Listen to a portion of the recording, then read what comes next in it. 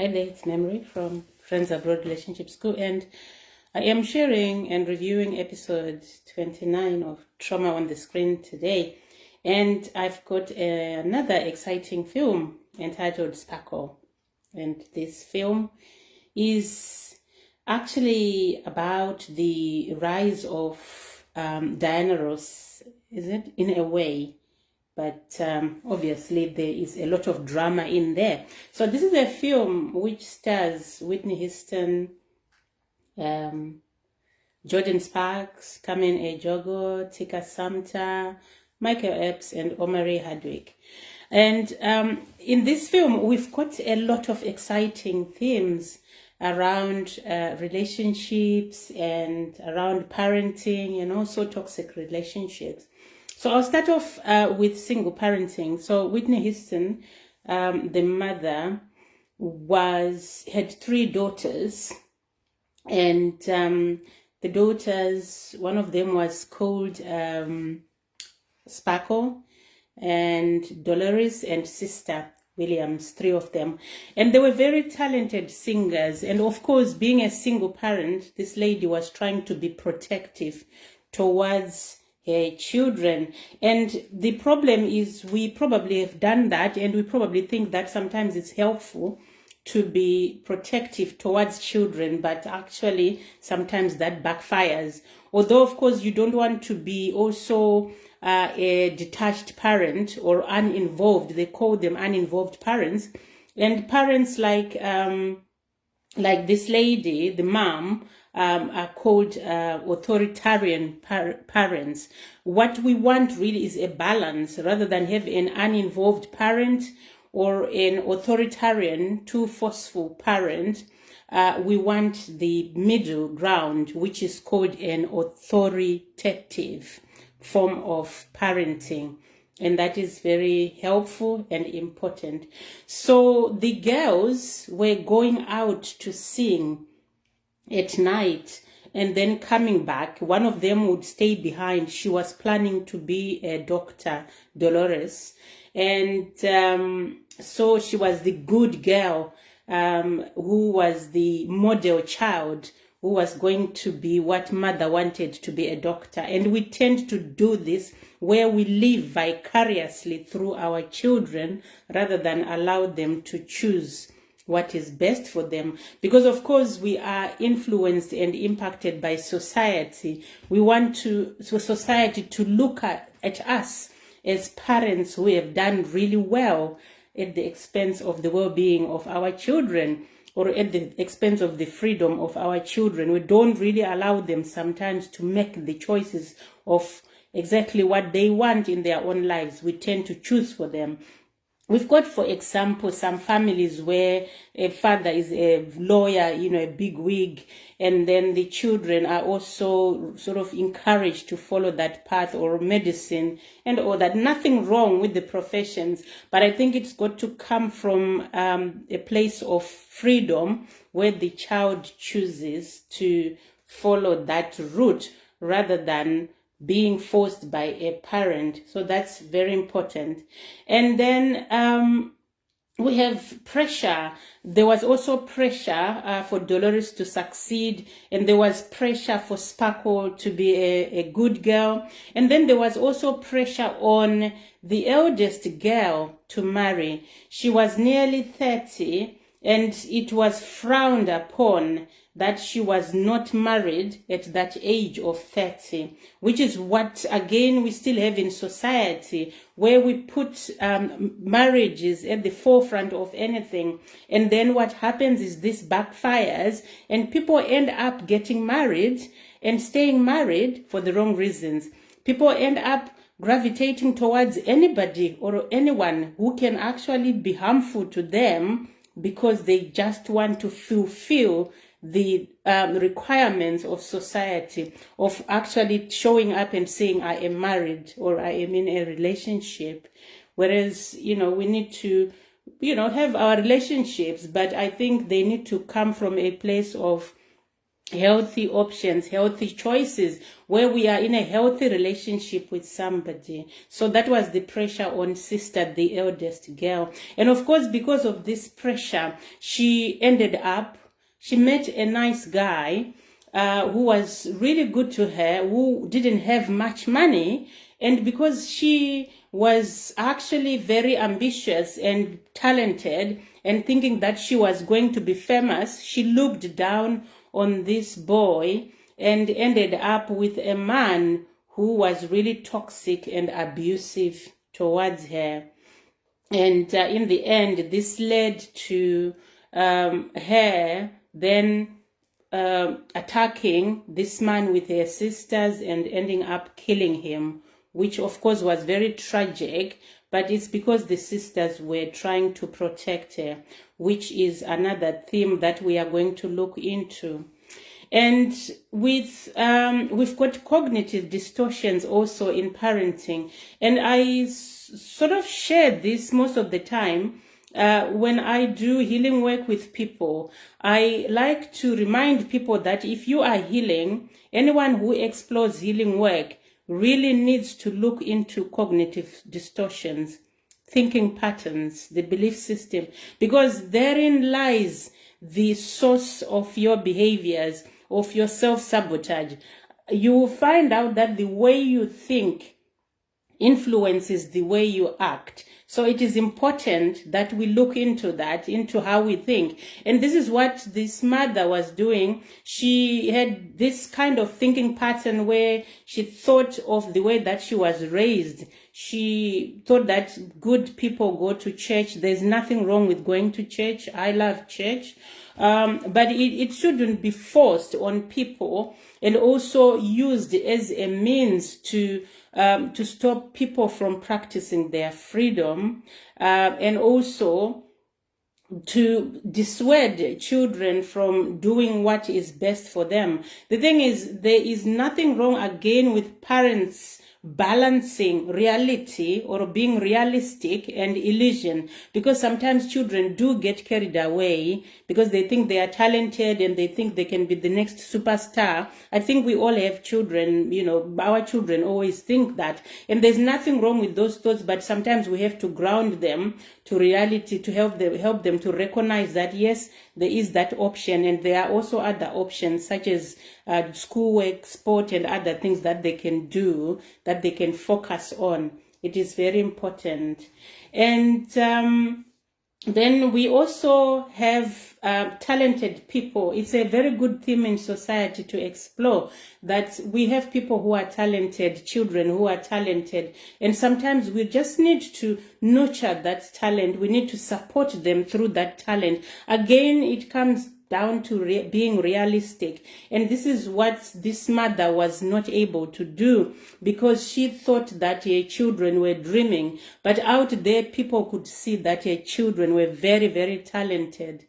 And actually, his children started to go out for shows and gather crowds when the mother didn't know. She only found out on television, while she was watching television, that her children were actually that talented. And she still tried to stop them from doing what they loved, which was very sad. And the children were really adamant that they were going to continue because that really mattered to them. And they had also noticed that people were recognizing their talent, which is very, very important. And then toxic relationships. This is a theme that we share in Friends Abroad and, on the timeline and everywhere in many groups. We are sharing this these days. We are recognizing that many of the relationships that we have engaged in or that we are in are toxic. And sometimes we need someone to point this to us. And sometimes we need to also explore further why we are where we are. And this is what happened to the eldest sister. She was called Sister, and she, because of pressure, ended up with this man. She chose a man who had money and went to live with him in the end against her mother's wishes. And this man was controlling, and he was also physically as well as emotionally abusive. And her sisters were quick to pick that up when they noticed the bruises. Obviously, she was a public figure, and you could notice that there was something wrong, and she didn't want to give up on a relationship. And this comes from how we are brought up, where because maybe of the absent father, she was looking for something missing in her life. She was trying to recreate some feelings from childhood. She was trying to find something, to replace what she didn't have. And this girl was also a smoker. And that is another indication that she had anxieties that she was trying to deal with. She had found that to be a coping strategy for her. And what happened was she defended this man when she was with her sisters. And her sisters, out of a family codependency, and this is important, that we try to rescue people. They try to rescue their sister. When people are in a toxic relationship, you might, tell them what really is important for them. But until they recognize themselves the danger that they are in, it's very difficult to persuade them to get out. I mean, we can share this information, we keep sharing, but someone has to actually come to their own conclusion to leave a toxic relationship. I've been there myself. It was really difficult, and I had to come to that conclusion. And sometimes when you come out of such relationships, it's too late. You are very, very damaged. But it's never too late for us human beings anyway. We can recover to an extent. But the problem is this led to a family tragedy and a very unfortunate outcome, because what then happened was when her sisters came to collect her, to take her home, she didn't want to go, and this man appeared and he asked what was going on, and then he attacked one of the girls, and then hell broke loose. So they all attacked him, and one of them used a pitchfork, and she hit him in the head and he died.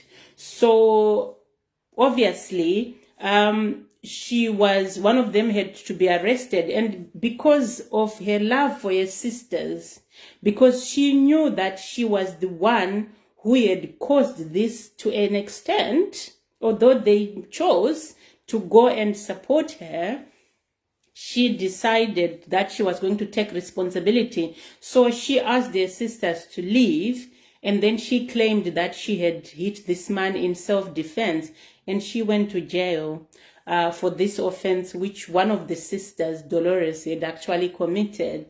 And she went to jail, which is sacrificing for family, which again is not a recommendation, it's a codependency. But because of all that has happened, I think she felt guilty that her sister had to go to jail because she had refused to leave a toxic relationship. And then what happened in that also was, it was also an opportunity for one of the sisters who was really talented, Sparkle. Sparkle was the youngest, and she was the most talented in terms of the singing, actually. But people recognized sister because she was a bit, she was classy in her own way. And so they were the backing singers, the other sisters. But now that sister had gone to jail, Sparkle decided that she wanted to pursue her singing because she was actually a songwriter at the same time. And their manager, who she was dating at some point, helped her out.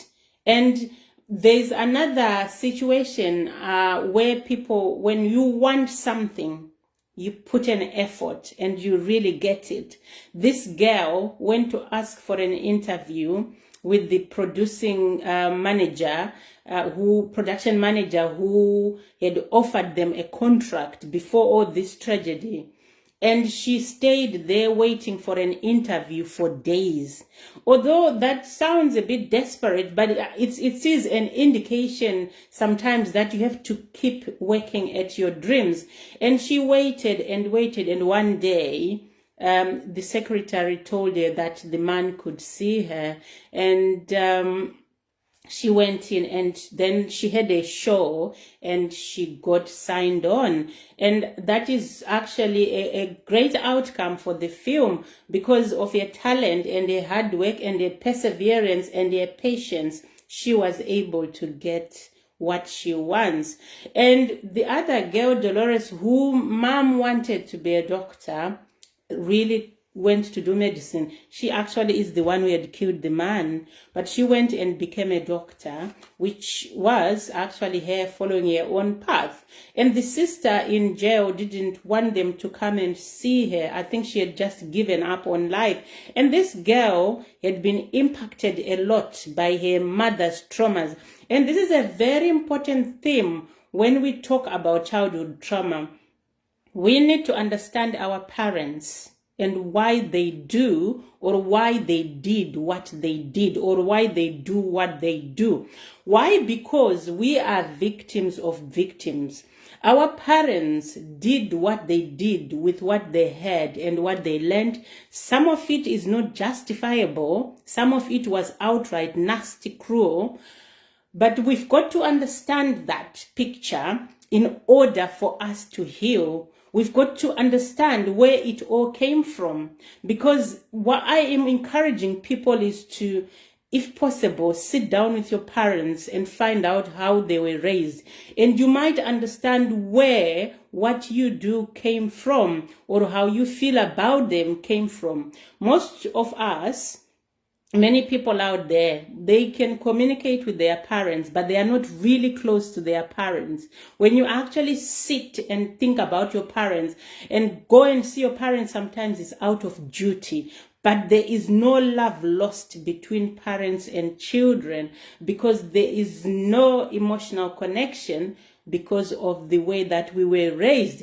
And this comes from the way that they were raised. So it is important to understand, even when they have done or they did the most terrible things, understand that it was not actually intentional that they had you as a child and wanted you to suffer.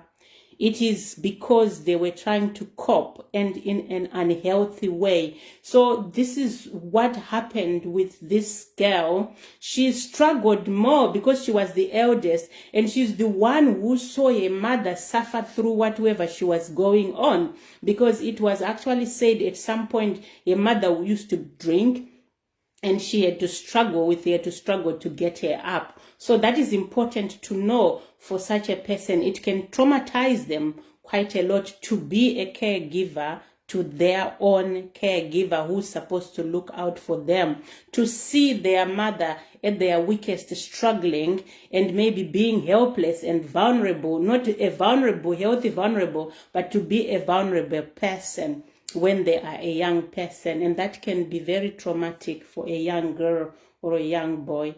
And in the end, we also noticed something that I recognized that was very powerful and interesting. It's about spiritual bypassing. I am a fan of spiritual bypassing and cognitive distortions because, as I said, therein lie the root of our problems. If we observe our biases, if we observe our spiritual bypasses, if we observe our cognitive distortions, we can heal. And we had the religion in there.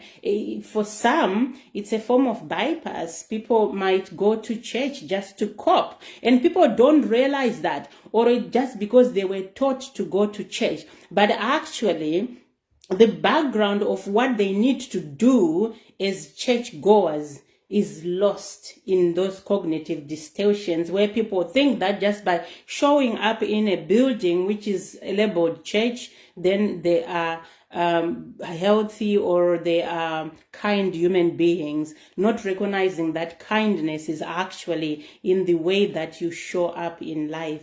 So that is very, very important. In the end, we also recognize that mother noted her errors, and she then started to support her child because she noticed that her child wanted to do this because somebody told her that she kept making the same mistakes. And this is what some parents don't recognize, that they have an unhealthy relationship with one of their children, and they are not connecting, and they keep repeating the same parenting that they introduced with that child in other children, rather than recognizing that what they did with other children didn't work and is not working, so they need to change their parenting style.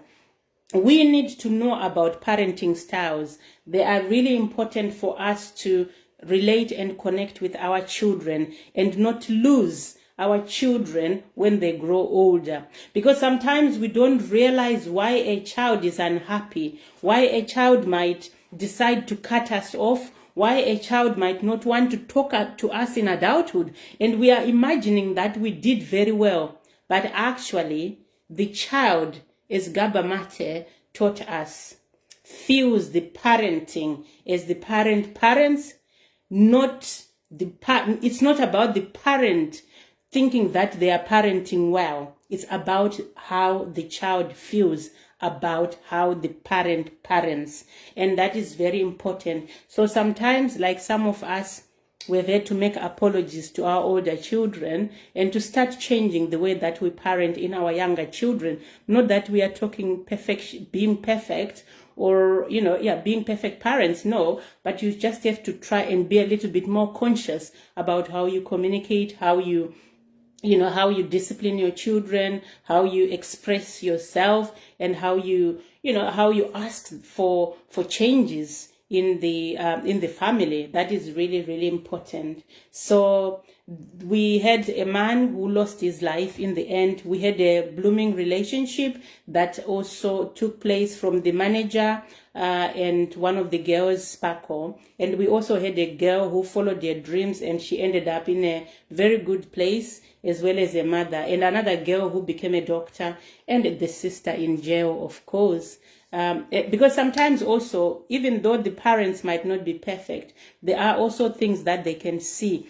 In that relationship with sister and a man, you could see that the family didn't like the man. And sometimes that's a very good indication that your relationship is set to fail. Because people can't just not like somebody for no reason. Most of the time, there's something that they are seeing that you, because you are the player, you are a player in the game, in the story, you might actually not recognize. But people from the outside can actually pick up a few things. And sometimes we need to listen to these people and then take space and observe. And then maybe sometimes we need to let go. Because if it's not healthy, it's not healthy. If we are actually feeling like it's not a healthy relationship, it is important that we choose ourselves and we move on. She could have gone to the other guy, but she didn't, because the other guy was not the right fit. The other guy did not create the tension that she wanted, did not create the unhealthy, toxic codependency in her that she was used to, that she wanted. Because this girl, again, before she met this guy, she had been sleeping around, she had been promiscuous, she had been looking for love in the wrong places. So I'm hoping that's helpful, and we can learn from these films about how to do relationship and how to parent and how to heal. It is very important that we start healing before we move on to our next relationships, and also to heal even while we are in the relationships that we are in right now. I hope that was helpful. And I hope we continue to work on the quality of our lives before relationships.